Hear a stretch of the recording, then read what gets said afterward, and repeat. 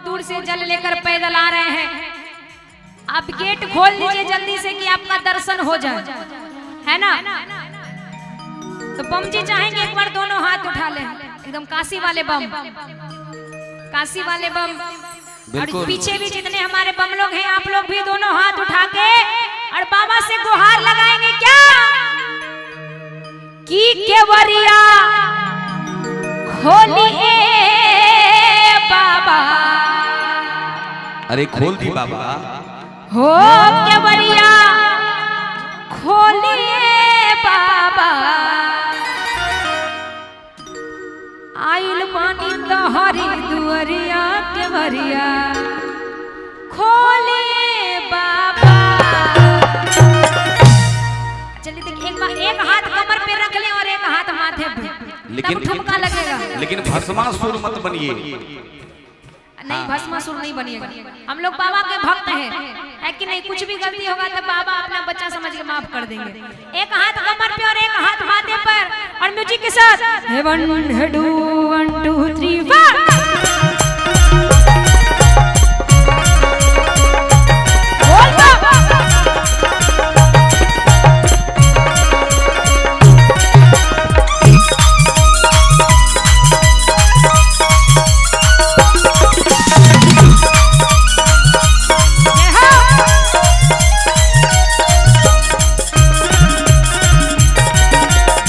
तालियों के साथ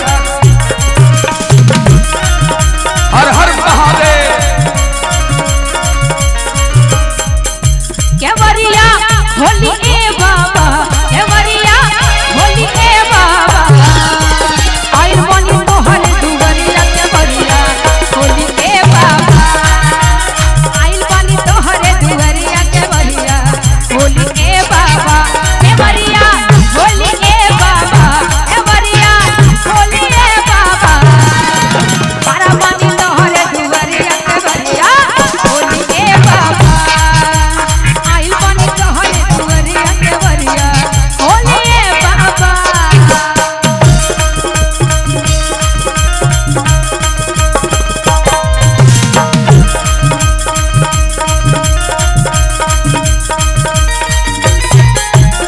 दोनों हाथ उठाइए।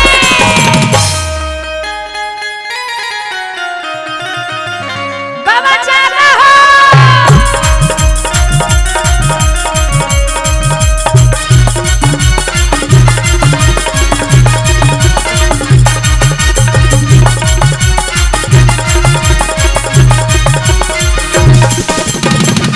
काशी वाले बम बाबा हाथ में क्या रखते हैं?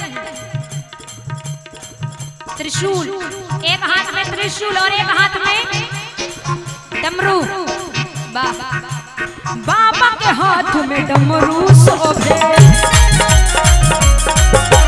बाबा के हाथ में त्रिशूल शोभे।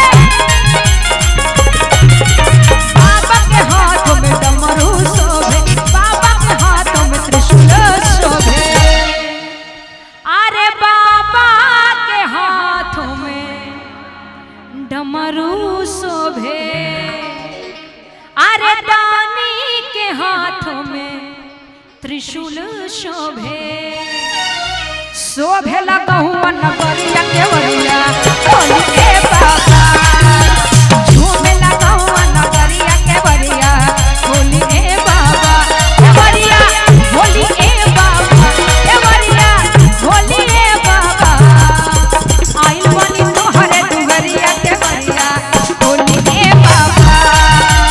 आइल बनी तोहरे दुवरिया केवरिया होली ए बाबा। ताली बजा के पीछे मारे बम। 1 2 3 4।